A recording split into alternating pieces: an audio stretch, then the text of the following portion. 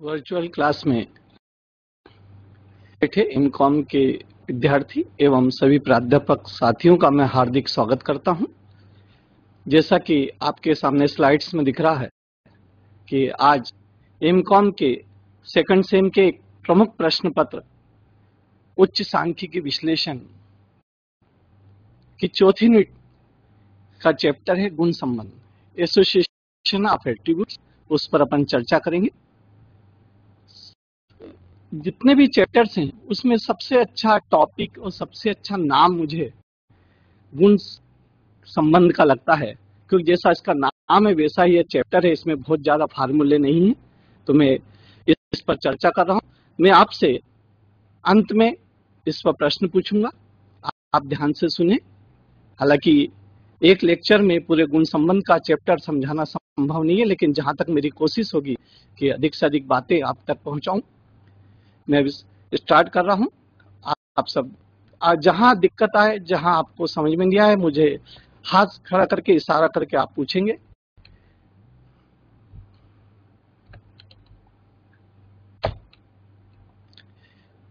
जैसा कि आपके सामने स्लाइड्स है, पहली स्लाइड्स कि गुण संबंध वास्तव में होता क्या है। देखिए, अलग सांख्यिकी अलग अलग चैप्टर से उच्च सांख्यिकी विश्लेषण में हर यूनिट में अलग अलग प्रकार की चीजों की बात की गई है, और विशेष तौर पे हर चैप्टर इस बात पर आधारित है कि एक समष्टि और एक समग्र, समष्टि के बेस पर जो रिजल्ट आते हैं और सैंपल के बेस पर रिजल्ट आते हैं, उनका कंपैरिजन करना। उसके अलग अलग चैप्टर्स अपने दिए हैं, T test, Z test, F test, chi square test. फिर गुण संबंध, उसमें भी अपन इसी प्रकार का टेस्ट करेंगे, क्या दो गुणों के बीच संबंध है। जैसा कि आपके सामने स्लाइड्स में है, जब दो गुण की संभावित इकाइयां से अधिक इकाइयों में एक साथ उपस्थित और अनुपस्थित, महत्वपूर्ण चीज क्या है, उपस्थित और अनुपस्थित, उन गुण की उपस्थिति और अनुपस्थिति के बीच अपन संबंध का आकलन करें तो उसे गुण संबंध कहा जाएगा।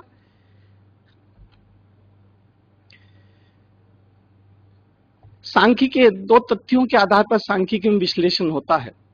एक होते हैं संख्यात्मक तथ्य, एक होते हैं गुणात्मक तथ्य।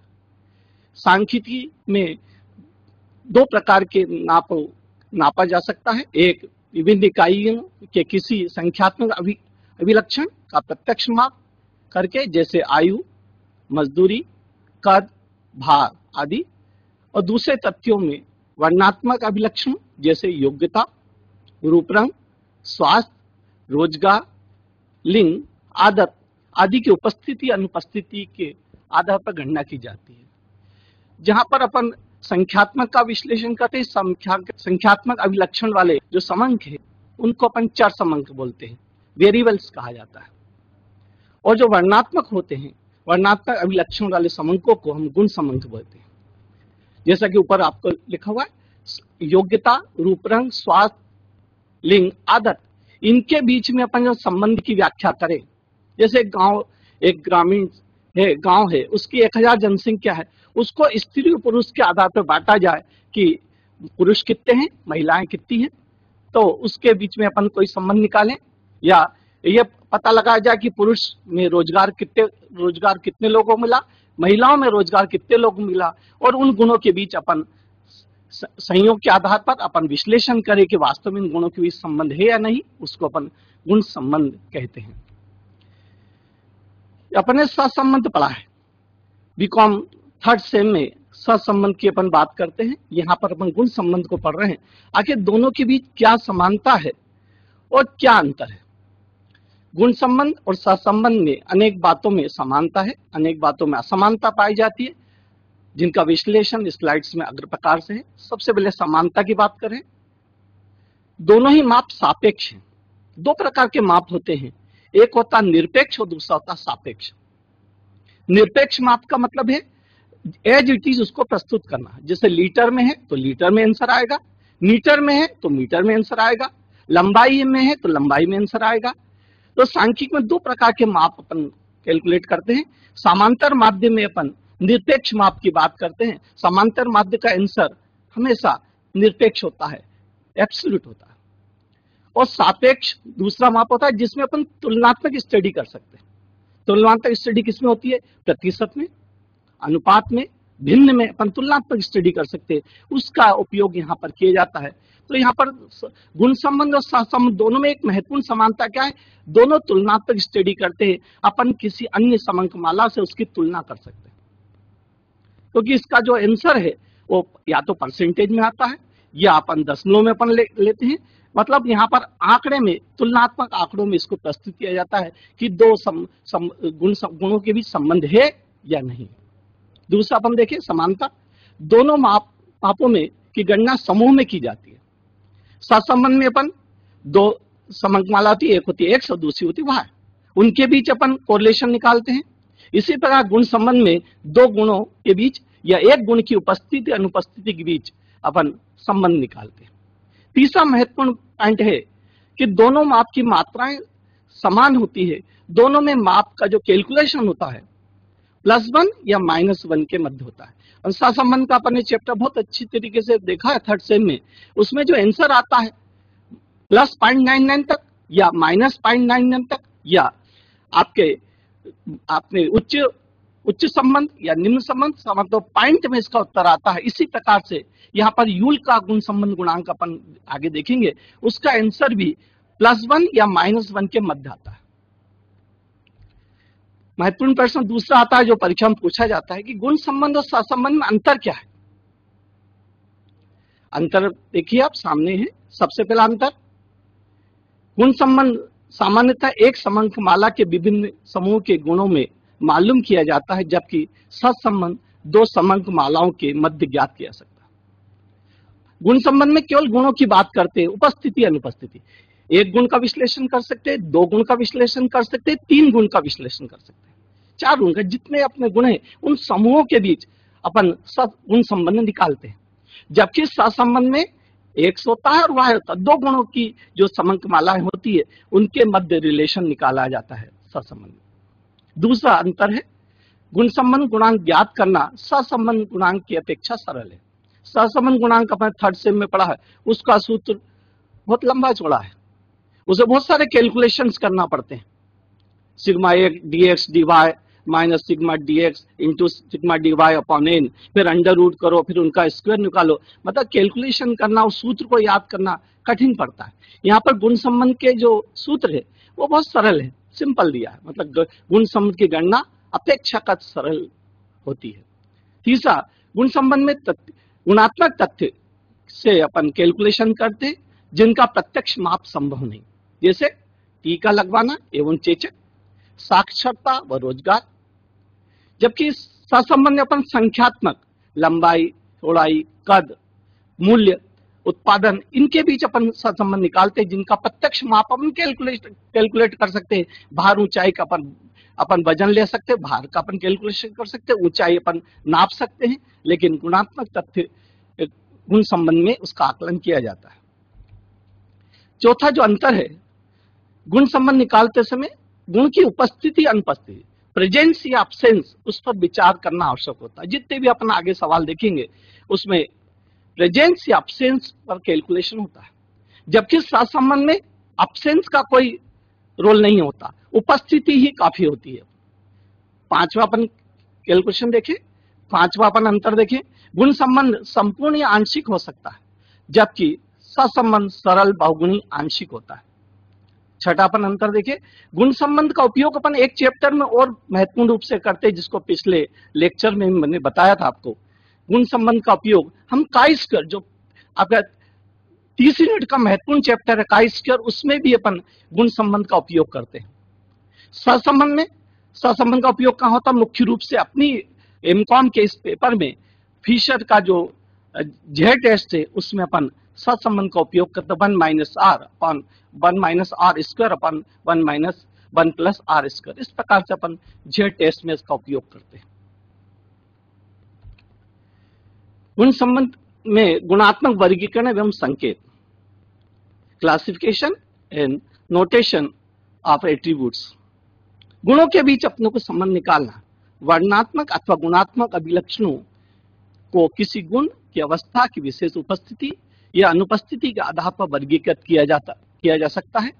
इन गुणों का निरूपण कुछ संकेत अक्षरों या चिन्हों का प्रयोग कर किया जाता है।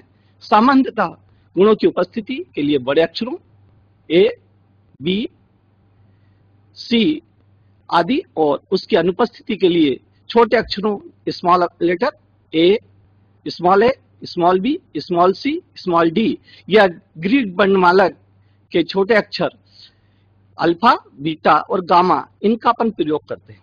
मतलब गुण की उपस्थिति आपके capital A, capital B, capital C से अपने को बताना है और गुण की अनुपस्थिति स्मॉल लेटर से बताना है।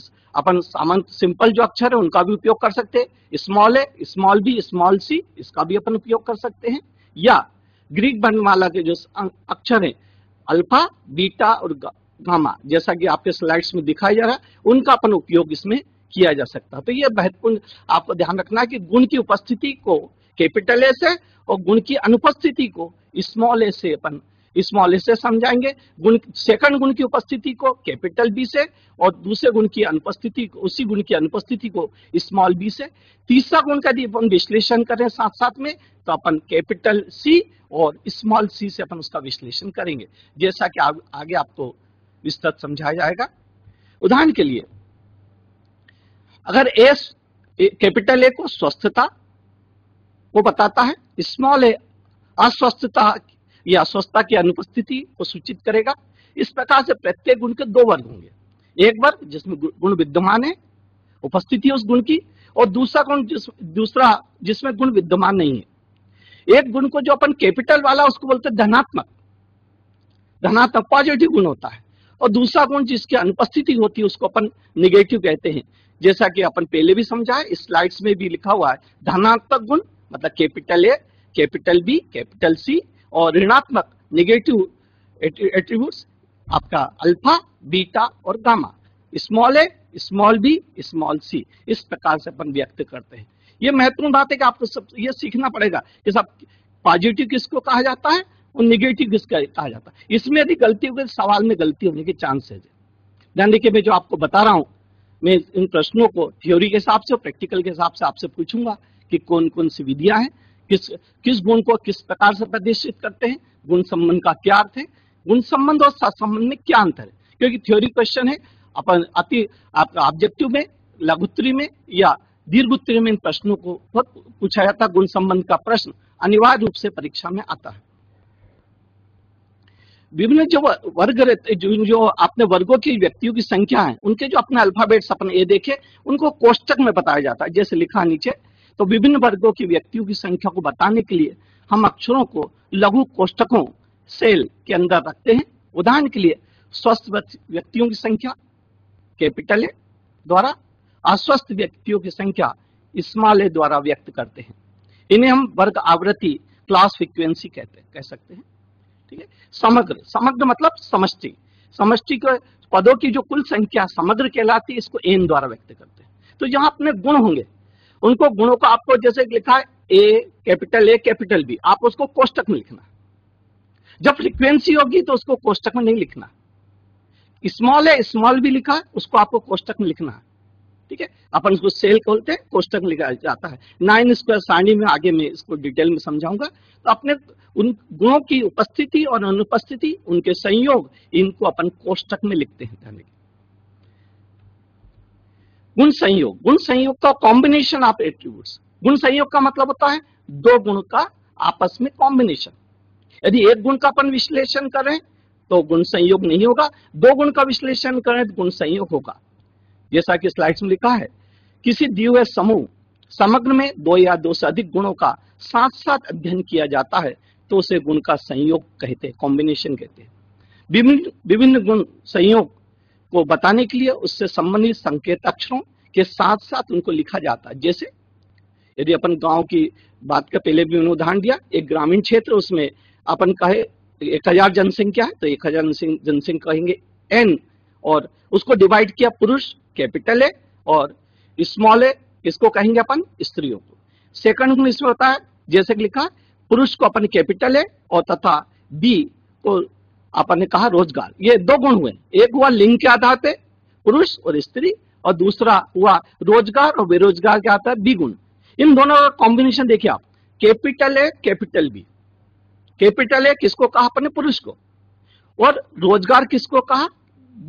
आपने बी, कैपिटल बी को। तो दोनों का कॉम्बिनेशन संयोग कैसा बना? Capital A capital B. Capital A capital B मतलब पुरुष जो रोजगार प्राप्त है उनको, और उनकी फ्रीक्वेंसी बताएगा, उनको प्रतिनिधित्व करेगा। इसी प्रकार से अपन देखें, स्मॉल ए स्मॉल बी स्त्री और बेरोजगारों को व्यक्त करेगा। कैपिटल ए अपन ने बताया था पुरुष को, स्मॉल ए किसको बताएगा? स्त्री को बताएगा। संकेत अक्षर किसका है? स्त्री का। कैपिटल बी अपन ने रोजगार की बात की, स्मॉल बी किसका होगा? बेरोजगारों का। तो इस प्रकार से इन दोनों को अपन कॉम्बिनेशन जो होता है उसको अपन बोलते हैं गुण संयोग। एक गुण है, दो गुण है, दोनों गुणों को मिला के जब अपन फ्रीक्वेंसी निकाले या दोनों गुणों को अपन जो उसका संकेत अक्षरों को लिखें तो अपन कोष्टक में लिखेंगे और मिला के दिखा जाएगा। आगे मैं 9 स्क्वायर सारणी में इसको डिटेल समझाऊंगा। वर्गों का क्रम, यह देखा अपने एक गुण, दो गुण, तीन गुण, तो क्रम के अनुसार व्यवस्थित किया जाता है। जैसा कि स्लाइड्स में है, वर्गों की आवृत्ति को विभिन्न क्रमों के अनुसार लिखते हैं, जैसे पहला, दूसरा, तीसरा क्रम। एक गुण की उपस्थिति या अनुपस्थिति को बताने वाला क्रम प्रथम क्रम होता है, क्लासेज ऑफ फर्स्ट ऑर्डर कहते हैं। सेकंड गुण, तो सेकंड गुण दो गुणों के संयोग को से बने वर्ग को द्वितीय क्रम का वर्ग कहा जाता है, क्लासेज ऑफ सेकंड ऑर्डर। जैसे capital A capital B, small a small capital B, capital A small b capital B. वर्गों का क्रम महत्वपूर्ण है। अपन जब भी सवाल करेंगे तो अपने को प्रथम क्रम देखना पड़ेगा, फर्स्ट ऑर्डर क्या है, सेकंड ऑर्डर क्या है, थर्ड ऑर्डर क्या है। फर्स्ट ऑर्डर एक गुण की बात करें तो फर्स्ट ऑर्डर क्या होगा? एन कैपिटल ए स्मॉल ए। यदि सेकंड ऑर्डर की बात करेंगे, दो गुणों को एक साथ अपन लेके चल रहे हैं तो capital A small a capital B small b. दोनों के संयोग की बात कर रहे हैं अपन तो क्या हो जाएगा? दोनों को गुण को अपन इकट्ठा सेकंड ऑर्डर में अपन डालेंगे तो capital A capital B small a small b. इस प्रकार दो गुणों को जोड़ा जाए और उनका अपन सेल में कोष्टक में उनको लिखे तो क्या हो जाएगा? Second order. ये तीन गुणों की बात करते हैं। हालांकि सामान्य तो तीन गुण का विश्लेषण कठिन पड़ता है, सवाल में समय बहुत लगता है, इसलिए अभी केवल अपन दो गुणों का ही विश्लेषण अपन बहुत अच्छे तरीके से करेंगे। तीन गुण का उदाहरण आपके सामने है, स्लाइड्स में दिखा जाए। तीन गुण कैपिटल ए कैपिटल बी और कैपिटल सी। तीन गुण का जब अध्ययन करते हैं तो पहले को कहा कैपिटल ए पॉजिटिव, यदि उनकी उपस्थिति की बात करें capital A capital B capital सी।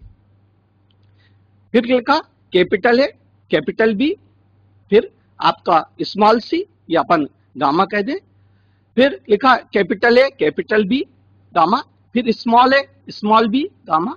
इस प्रकार आपने तृतीय क्रम कहा जाता है, क्लासेज ऑफ थर्ड ऑर्डर कहलाते हैं। यदि उच्चतर क्रम में अन्य वर्ग ना हो तो अंतिम क्रम के वर्ग को अंतिम क्रम के वर्ग या अंतस्थ वर्ग कहा जाता है। तो यहाँ पर तीन क्रम हुए। पहला क्रम एक ऑर्डर का A capital small a capital B small b, ये प्रथम क्रम हुआ। सेकंड क्रम क्या हुआ? आपका capital A capital B small b, ठीक है। दूसरा क्रम का बात हुआ, दोनों का संयोग। तीसरा क्रम क्या हुआ? ये तीन गुणों का विश्लेषण करना है तो A capital B capital C small b और गामा या स्मॉल सी, इनको थर्ड ऑर्डर कहा जाता है। वर्गों की संख्या, वर्गों की संख्या कैसे कैलकुलेट करें? वर्गों की संख्या गुणों की संख्या पर निर्भर करती है। एक गुण के आधार पर वर्गीकरण करने के लिए 3 वर्ग, 2 गुण के आधार पर वर्गीकरण करना है 9, 3 गुण के आधार पर वर्गीकरण करना है 27 वर्ग बनते हैं। कुल वर्गों की संख्या ज्ञात करने के लिए सूत्र है 3 की पावर n का प्रयोग करते हैं। यहां पर n का मतलब गुणों की संख्या। इस स्लाइड्स को अपन अच्छी तरह से समझे। यदि एक गुण की अपन बात करें तो कुल कितने बनेंगे? 3। n कैपिटल ए स्मॉल ए। 2 गुण की बात करेंगे तो 3 की घात हुई 2, 3 गुणे 3, जैसा कि आपके स्लाइड्स में लिखा 3 की पावर n मतलब गुण कितने हैं? 2, तो 3 गुणे 3। कॉम्बिनेशन वर्ग कितने बनेंगे? 9। यदि अपन 3 गुणों का विश्लेषण कर रहे हैं तो कितने बनेंगे? 3 की घात 3, 3 की घात 3 का मतलब 3 गुणे 3 9, फिर 3 का गुणा किया 27। इस प्रकार 27 प्रकार के वर्ग यहां पर बनते हैं। तो एक गुण में 3, 2 गुण में 9 और 3 गुण में अपने 27। इस प्रकार से आपका वर्गों की संख्या होती है। तो 1 गुण में 3, 2 गुण में 9 और 3 गुण में अपन 27 वर्ग संख्या होती है। आपको ये रटा हुआ होना चाहिए। यह स्लाइड आपके टेबल के माध्यम से प्रदर्शित है। इस सारणी से भी अपन समझ सकते हैं। 2 आधारित क्रम, मतलब 2 गुण की बात करें अपन, 3 गुण का विश्लेषण अपन आगे देखेंगे। 2 गुण की बात करें, ठीक है। 2 गुण के आधार पर कॉलम देखिए, टेबल देखिए व्यवस्थित तरीके से। देखिए वर्ग की कोटि, शून्य क्रम, प्रथम क्रम, द्वितीय क्रम। वर्ग है N, capital A, small a, capital B, small b. फिर आपका थर्ड क्रम है आपका द्वितीय क्रम, मतलब दोनों का संयोग, combination. Capital A, capital B, capital A small b, small a capital B, small a small b. वर्गों की संख्या जैसा कि पीछे मैंने सूत्र से बताया था, 3 की घात 2। ये 2 गुण का विश्लेषण करें तो 3 गुणित 3 मतलब कितने हो, 9। आप वर्गों की संख्या देखिए, क्या लिखे, पहले लिखा n। यदि 1 गुण का अपन विश्लेषण करेंगे तो क्या होगा, n फिर कैपिटल है स्मॉल है, कुल 3 होते हैं। 2 गुण का विश्लेषण करेंगे तो आपके सामने स्लाइड्स में है n, एक वर्ग ये हुआ, दूसरा वर्ग प्रथम क्रम हुआ, capital A small a, capital B, small b, कितने हुए 4। फिर अपन इनका कॉम्बिनेशन देखें, सेकंड क्रम, सेकंड ऑर्डर में क्या लिखा, capital A capital B, capital A, small b, small a, capital B और स्मॉल ए स्मॉल बी, कितने हुए 4।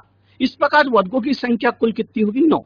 अपन जब भी आगे 9 स्क्वायर सारणी बनाएंगे, जब भी अपन प्रश्नों को हल करेंगे तो इस बात को ध्यान रखिए, टोटल 9 प्रकार के वर्ग होते हैं, 9 वर्ग होते हैं। तो 2 गुण है तो 3 की घात 2, तो कुल गुण कितने हुए आपके 9, कुल वर्ग अपनी संख्या। इसको अपन इस चार्ट से भी समझ सकते हैं, 2 गुण के आधार। 3 गुण का नहीं अपन देख रहे हैं, अब 2 गुण की बात। इस चार्ट को अच्छे तरीके से समझिए, चार्ट से भी अपन इसको क्लियर किया जा सकता। ग्रामीण गांव की जनसंख्या कितनी है, टोटल n 1000, n कितना हुआ 1000। अब उसको 2 में डिवाइड किया, कैपिटल है स्मॉल है, पुरुष और महिलाएं, कैपिटल है स्मॉल है। मान ली पुरुष है 600 और महिला है 400, तो चार्ट को अपन डिवाइड करेंगे। परीक्षा में अपन चार्ट बना के भी सवाल को कर सकते हैं। आपके पास 3 तरीके हैं, चार्ट बना के, 9 स्क्वायर सारणी से और फार्मूले के द्वारा। तीनों में से यदि तीनों का यूज करें बहुत अच्छी बात है, तीनों में से 9 स्क्वायर सारणी और सूत्र का उपयोग करें, यह भी कर सकते हैं, या चार्ट, 9 स्क्वायर सारणी और सूत्र, तीनों का अपन उपयोग कर सकते हैं। चार्ट आपके सामने अच्छी तरीके से समझिए, यदि यह दिमाग में बिठा लेते हैं तो कहीं आपको गुण संबंध का विश्लेषण करने में कभी कोई दिक्कत नहीं आएगी। देखिए टोटल समग्र की संख्या है कैपिटल एन, गांव में कितने लोग हैं 1000 की जनसंख्या, ठीक है। उसको अपन 2 भागों में डिवाइड किया, पुरुष और महिला। पुरुष कितने हैं 600, तो अपना कैपिटल है कितना हुआ आपका 600, स्मॉल है महिलाएं हैं, महिलाओं का संकेत अक्षर क्या है, स्मॉल है या अल्फा, कितने 400। अब इसको 2 गुण के आधार फिर चार्ट में बनाए, एक को अपन ने डिवाइड किया, देखिए एक को डिवाइड किया अपन 2 पार्ट में, उसके साथ गुण लिख दिया, सेकंड गुण क्या लिखा, कैपिटल है कैपिटल बी, उसको फिर उससे बी का अपोजिट गुण अनुपस्थिति क्या है, स्मॉल बी। सेकंड अपन देखिए पार्ट में कैपिटल है स्मॉल बी। अपन दूसरी तरफ जाते हैं, स्मॉल ए के साथ में भी अपन ने कैपिटल बी स्मॉल बी को अपन ने कॉम्बिनेशन बनाया, small a capital B, small a small b. ये अपन 2 गुणों के आधार पर अपने विश्लेषण, क्योंकि सामान्य तौर पे परीक्षाओं में 2 गुणों का ज्यादा पूछा जाता है, तो 2 गुण का चार्ट अपने कहां तक बनाना है, आपका 2 कॉम्बिनेशन तक। 3 गुण का कॉम्बिनेशन के 3 चार्ट बनाना पड़ते हैं, उसकी आगे अपन चर्चा करेंगे। अच्छे तरीके से देखिए क्या हुआ, गांव की जनसंख्या 1000, उसको 2 भागों में डिवाइड किया, कैपिटल है कितना 600, स्मॉल है 400। फिर कैपिटल है जो पुरुष थे उसमें रोजगार प्राप्त कितने हैं, तो आपका 600 में से मान लीजिए 450 है, तो 450 कितने हुए, कैपिटल है कैपिटल बी 450। अब टोटल पुरुष कितने थे 600, 600 में से बच गए 150, कौन से, जो रोजगार प्राप्त नहीं है, तो कितना हुआ, कैपिटल है स्मॉल बी कितना 150। तो पुरुष की संख्या को 2 भागों में डिवाइड किया, 450 और 150। महिलाओं की संख्या कुल संख्या कितनी थी 400 गांव में, उसको दो भागों में डिवाइड किया, महिलाओं में कितनी रोजगार प्राप्त है और कितनी बेरोजगार है। तो अपन स्मॉल ए कैपिटल बी, मान लीजिए अपन एक काल्पनिक आंकड़ा लें कि मान लीजिए महिलाओं को रोजगार प्राप्त 180, तो अपने स्मॉल ए कैपिटल बी कितना होगा 180, और स्मॉल ए स्मॉल बी मतलब महिला भी है और बेरोजगार भी है, वो कितनी हुई 400 में से गए 180, बच्चे कितने 220। इस प्रकार से दो गुण के आधार पर इस प्रकार से विश्लेषण अपन कर सकते हैं। आगे उदाहरणों के माध्यम से भी अपन इसको अच्छी तरीके से समझेंगे। ये 9 स्क्वायर सारणी ये रटी हुई होना चाहिए। जब भी अपन गुण संबंध का सवाल करें, दो गुणों के आधार पर आपको कोई भी कैलकुलेशन करना हो, ये सारणी रटी हुई। ध्यान से इसको देखें आप, क्या लिखा है, जब केवल दो गुणों के आधार पर समय का वर्गीकरण किया जाता है तो विभिन्न अज्ञात वर्ग आवृत्ति को 9 स्क्वायर सारणी 9 वर्ग सारणी की तालिका या 2 गुणित 2 की तालिका बनाकर ज्ञात किया जाता है। 9 वर्ग सारणी का निर्माण निम्न प्रकार से करते हैं। ध्यान से इसको अपन देखें, 4 कॉलम होते, 4 रो हैं और 4 कॉलम है। 4 रो और 4 कॉलम का एक अपन चार्ट बनाए। ये स्क्वायर में होता है, स्क्वायर में सब बराबर के होते हैं। जब भी अपन कॉपी बनाए तो ये अपने रटी होना चाहिए। मैं आपसे इस बारे में पूछूंगा कि इसमें कितने गुण हैं। मैंने आपको पहले बता चुका, जब 2 गुणित 2 की बात करते हैं अपन, 2 गुणों का विश्लेषण करते हैं तो कुल कितने, तो 9। देखिए आप कॉलम कितने हैं, यहां पर देखिए आप, capital A capital B 1, small a capital B 2, ठीक है, फिर कैपिटल बी 3, फिर capital A small b 4, small a capital B 5, फिर स्मॉल बी। इस प्रकार से आप इसको आराम देखिए ढंग से, तो कितने टोटल अपन देखें 9। मैंने पहले भी समझा 3 की घात, यदि एक गुण की बात कर रहे हैं तो केवल 3 होंगे, एन कैपिटल ए और स्मॉल ए। लेकिन 2 गुण की बात करें कितने होंगे 9। आप इनको ध्यान से देखिए तो आपको कितने दिखाई देंगे 9। 9 गुणा 9 आपको वर्ग दिखाई दे रहे हैं। आपके एट्रीब्यूट्स कितने हैं, 2 गुण है, एक है, एक ए है और उसका अपोजिट स्मॉल है। दूसरी तरफ अपन लिखा कैपिटल बी और स्मॉल बी। इन गुणों को पहले अपन आराम से लिखे, ढंग से लिखे व्यवस्थित। 9 स्क्वायर सारणी यदि याद है तो 2 चैप्टर आपके कवर होते हैं। एक होता है काई स्क्वायर और दूसरा होता है आपका गुण संबंध। दोनों को हल किया जा सकता है, ध्यान रखिए। दोनों को हम अच्छे तरीके से समझ सकते हैं यदि ये 9 स्क्वायर सारणी आपको रटी हुई है तो आपसे मैं यही निवेदन करूंगा, जो भी छात्र यहाँ पर बैठे हैं, छात्राएं यहाँ पर बैठी हैं, कि आप इस 9 स्क्वायर सारणी को अच्छे तरीके से समझिए। अब किस प्रकार समझना वो भी आपको बता रहा हूं। सबसे पहले अपने 4 बाई 4 का कॉलम बनाना है। देखिए आपके कॉलम कितना बनाना है, तो सारणी बनेगी 4 बाई 4 की, ठीक है। इसमें ऊपर लिखा है, अपन ऊपर पहले उसमें लिखेंगे एट्रीब्यूट्स यदि गुण कैपिटल है स्मॉल है उसका टोटल। फिर इस साइड अपन खड़े रूप में कॉलम में लिखेंगे कैपिटल बी स्मॉल बी और टोटल ऑफ रो, ठीक है। ये आप ध्यान से देखिए, पहले वाले में क्या लिखा, कैपिटल ए और कैपिटल बी। इसका मतलब कैपिटल ए और कैपिटल बी का गुणा, उसको अपन ने कोष्टक में लिखा है। जब भी अपन गुण का अपन संकेत अक्षर लिखेंगे तो उसको कोष्टक में लिखा जाता है, बिना कोष्टक के कभी मत लिखिए। सेकंड देखिए अपन कॉलम में ही कैपिटल है और किसका गुणा किया आपने, स्मॉल बी का, तो अपना कॉम्बिनेशन क्या बना, कैपिटल है और स्मॉल बी, उसको अपन ने कोष्टक में लिखा। सेकंड कॉलम में अपन देखें उधर लिखा हुआ है स्मॉल है और इसका गुणा किया अपने कैपिटल बी से, तो अपना संकेत अक्षर क्या बना, स्मॉल है कैपिटल बी। चौथा अपन देखें क्या लिखे, स्मॉल है का गुणा किया अपन ने स्मॉल बी से, तो अपना संकेत अक्षर क्या बना, कॉम्बिनेशन क्या बना, कोष्टक लिखा अपन ने स्मॉल ए कैपिटल बी। इस प्रकार से अपन 4 कॉम्बिनेशन अपन बनाते हैं। तो 9 स्क्वायर सारणी बहुत अच्छे तरीके से आपको याद हो। यदि इस यूनिट को 2 यूनिट को आपको कवर करना है तो आपको 9 स्क्वायर सारणी याद होना चाहिए। 9 स्क्वायर सारणी में कोई भी कैलकुलेशन करना है, कभी कभी अपने को अज्ञात आवृत्ति ज्ञात करना पड़ती, तो सूत्र का अपन उपयोग करते हैं। कुल संख्या में से यदि स्त्रियों की संख्या अपन घटा दें, कुल संख्या यदि गांव की कुल संख्या 1000 है, स्त्रियों की संख्या घटाकर अपन पुरुषों की संख्या ज्ञात कर सकते हैं। एक छोटा सा अपन एक गुण की बात करें, मान लीजिए मैंने अपन पहले 9 स्क्वायर सारणी में भी देख सकते हैं, इसमें भी देख सकते हैं। सूत्र में गांव की जनसंख्या कितनी? 1000। एन कितना हुआ? 1000। उसमें पुरुष की जनसंख्या को अपन ने क्या कैपिटल ए कहा। पहले सूत्र को देखिए आप, क्या स्मॉल ए यदि ज्ञात करना है तो आप क्या करेंगे, एन में से अपन कैपिटल ए घटा देंगे। एन में से कैपिटल ए घटाया मतलब गांव की कुल जनसंख्या 1000 है, उसमें से अपन 600 घटाया तो स्मॉल ए मतलब स्त्रियों की संख्या आपको ज्ञात हो जाएगी। यदि कैपिटल ए ज्ञात करना है, अपन ये सब चीजें सूत्र हैं छोटे छोटे जिनको अपन ने फर्स्ट ईयर के मैथ्स वाले युगपत समीकरण या समीकरण के चैप्टर में भी अपन ने पढ़ा है, उसी चीज को यहां पर अपन देखेंगे। सूत्र वास्तव में क्या है? एन बराबरी पर कैपिटल ए प्लस स्मॉल ए, और उसी को अपन उसके 3 पार्ट करें। पहला पार्ट क्या हुआ? स्मॉल ए बराबरी पर एन माइनस कैपिटल ए। यदि आपको स्त्रियों की संख्या ज्ञात करना तो यह सूत्र उपयोग हुआ। यदि पुरुषों की जनसंख्या ज्ञात करना है तो अपने क्या हुआ? कैपिटल ए बराबरी पर टोटल संख्या माइनस स्त्रियों की संख्या, इससे पुरुषों की संख्या ज्ञात होगी। यदि अपन दूसरे गुण की बात करें तो दूसरे गुण का भी योग एन बराबरी पर capital B plus small b, मतलब अपन दूसरा अपन कोई सब गुण ले, जैसे इसमें लिखा साक्षर, साक्षर और निरक्षर। साक्षर का अपन लेना चाहते हैं तो साक्षर को कहा अपन ने कैपिटल बी और निरक्षर को कहा अपन ने स्मॉल बी। दोनों का मैं जोड़ देंगे, दोनों की जनसंख्या मान लीजिए गांव में साक्षर है 500 और निरक्षर भी 500, तो 500 प्लस 500 गांव की कुल जनसंख्या कितनी? 1000।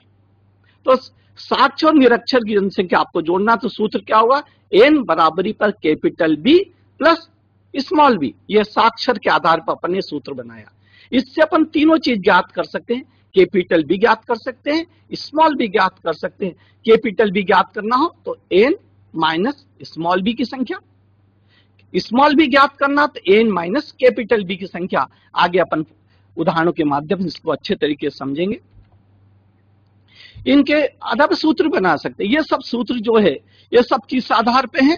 इस टेबल के आधार पे। 9 स्क्वायर सारणी देखिए आप, यदि आपको ए ज्ञात करना है तो क्या करें अपन? Capital A capital B plus capital A small b को यदि जोड़ दें, मतलब इन दोनों का जोड़ किसके बराबर होता है?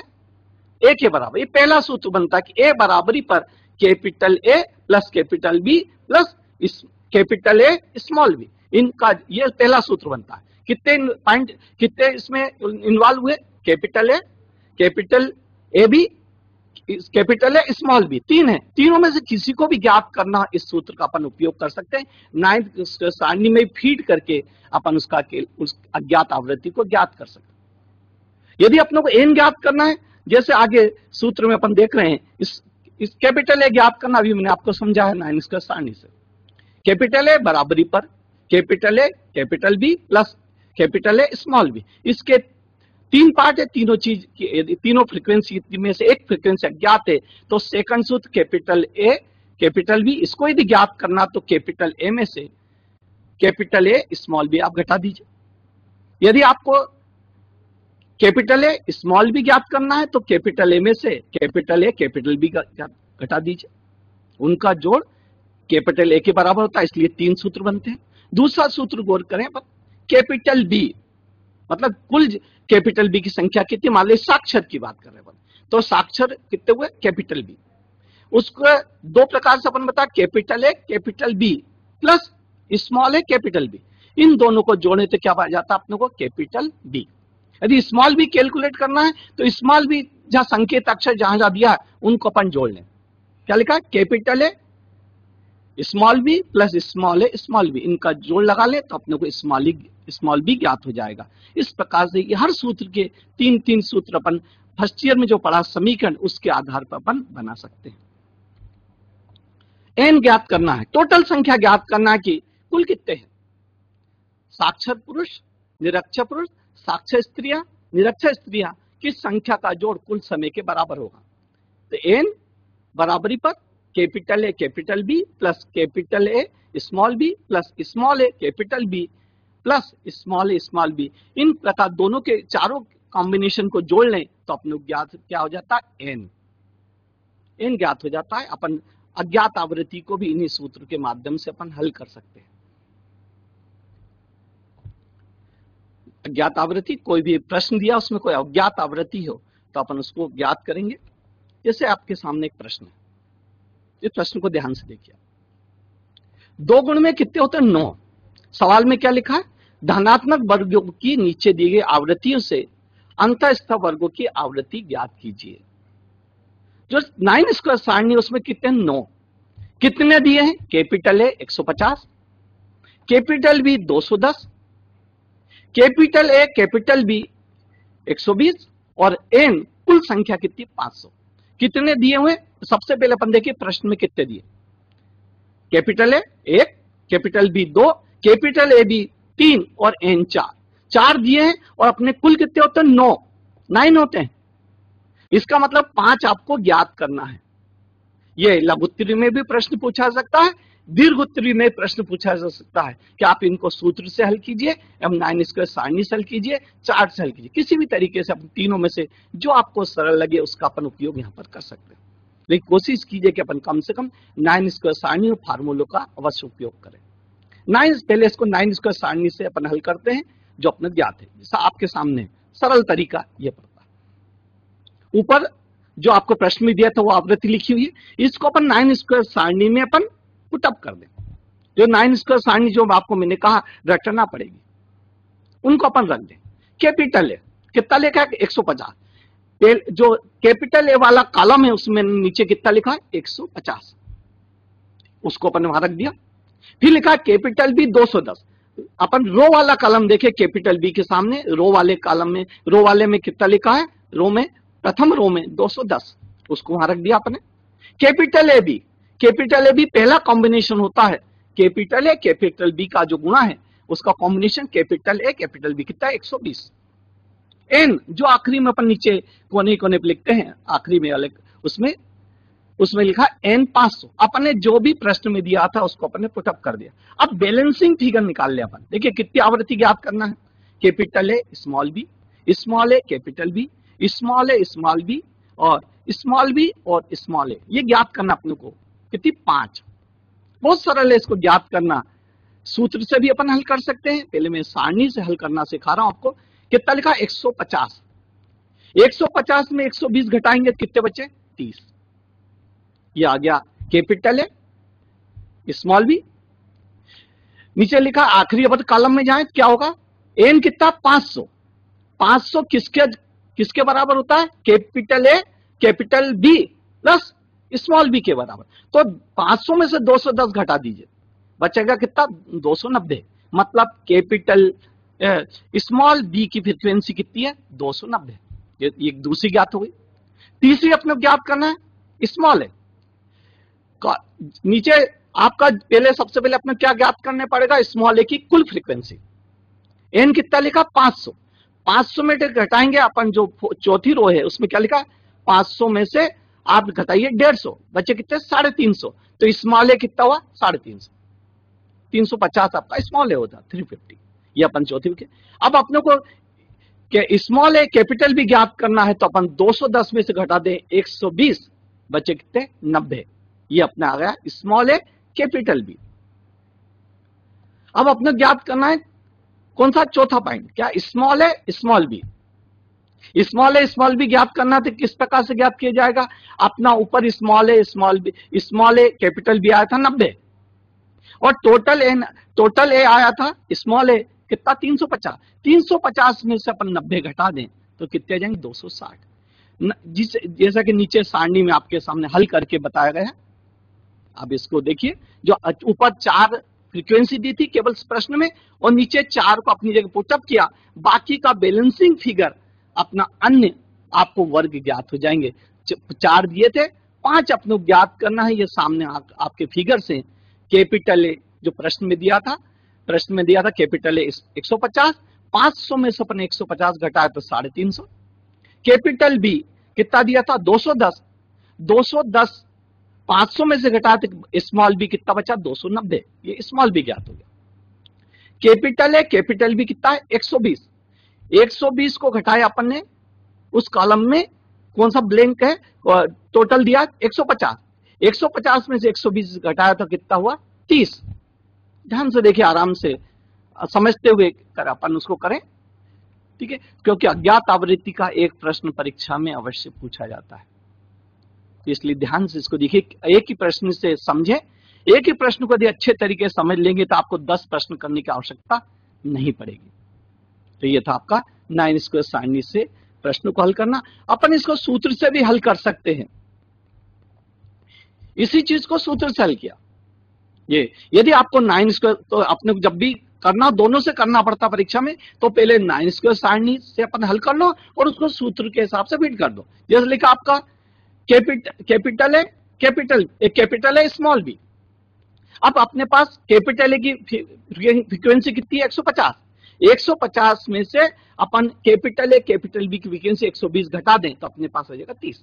इस प्रकार से अपन फार्मूले के माध्यम से भी इसको अपन हल कर सकते हैं। इसी चीज का दूसरा उदाहरण देखिए, स्लाइड्स को गौर करें। अपन क्या लिखा है? कैपिटल एन बराबरी कुल संख्या कितनी? 100। स्मॉल ए कितना है? 50। कैपिटल ए कैपिटल बी है 15, स्मॉल ए स्मॉल बी है 15। इनको अपने 9 स्क्वायर सारणी में जो आपके संकेत अक्षर वहां पर अपन फीड कर दें। 4 कितने दिए? 4 फ्रीक्वेंसी दी है, 5 अपने ज्ञात करना। पिछले सवाल जैसा ये 5 अपने ज्ञात करना। परीक्षा में सामान्य तौर पर इसी प्रकार से होता है।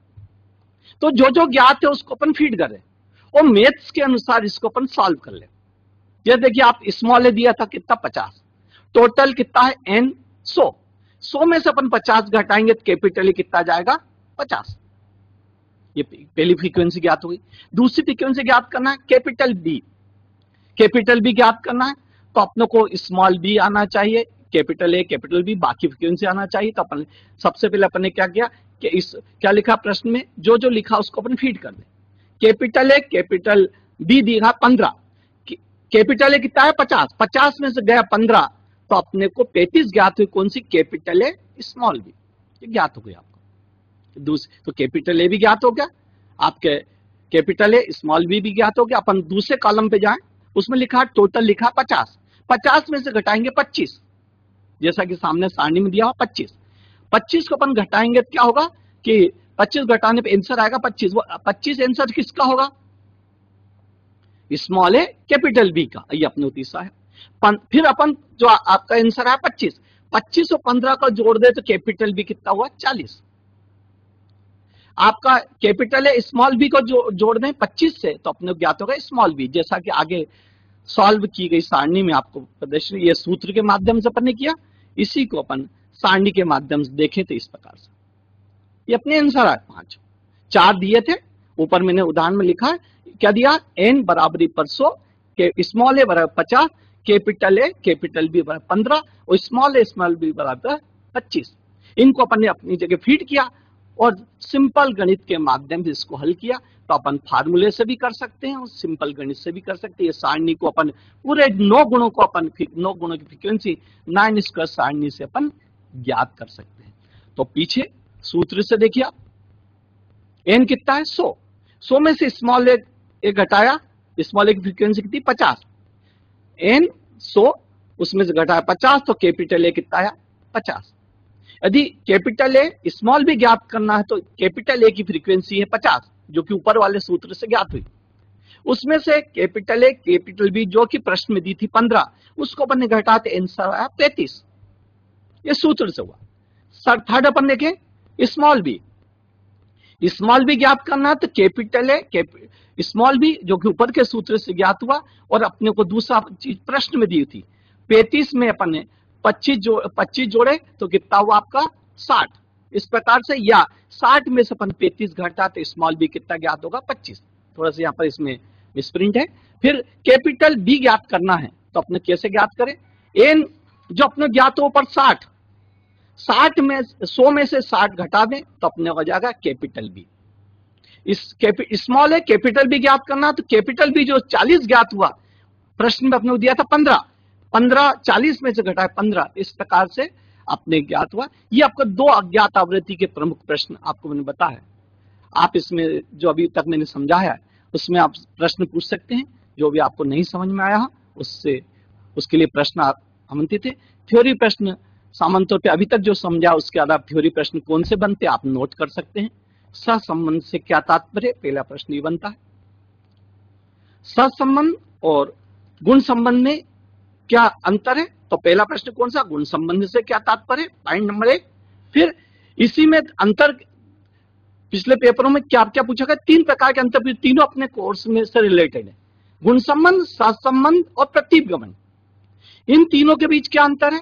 आगे अपन प्रतीपगमन की चर्चा करें, तब मैं आपको समझाऊंगा। तो अभी अपन ने बात की गुण संबंध और सहसंबंध में क्या समानता है और क्या अंतर है। दूसरा लघु उत्तरीय प्रश्न इस प्रकार का बन सकता है। तीसरा आपका दीर्घ उत्तरीय प्रश्न, ये जो आपके सामने अज्ञात आवृत्ति के कैलकुलेशंस मैंने बताए, उस प्रकार का आप दीर्घ उत्तरीय प्रश्न आप कर सकते हैं। इसमें अपन विशेष रूप से आप किसको ध्यान रखें? 9 स्क्वायर सारणी को ध्यान रखें।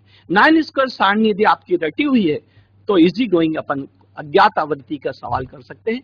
आगे अपने को और इसी चीज का आगे जब क्लास होगी तब मैं इसके आगे का आपको समझाऊंगा कि गुण संबंध ज्ञात करने की विभिन्न रीतियां कौन सी होती है। 3 रीतियां सामान्य तौर पर होती हैं, उस पर थ्योरी क्वेश्चन आपसे पूछा जा सकता है। कोई प्रश्न हो तो आप पूछ सकते हैं। आप वहां से चाहें तो इशारा करके पूछ सकते हैं कि आपने एक बात मैं प्रश्न पूछ रहा हूं आपसे कि एक गुण हो तो कितने आवृत्ति, कितने वर्ग होते हैं, कितने गुण अपने सांगिक गुण संबंध के आधार पर कितने वर्ग बनते हैं। आप केवल इशारा करके बता सकते हैं कि कितने हो सकते हैं। मैं पूछ रहा हूं, आप बताइए।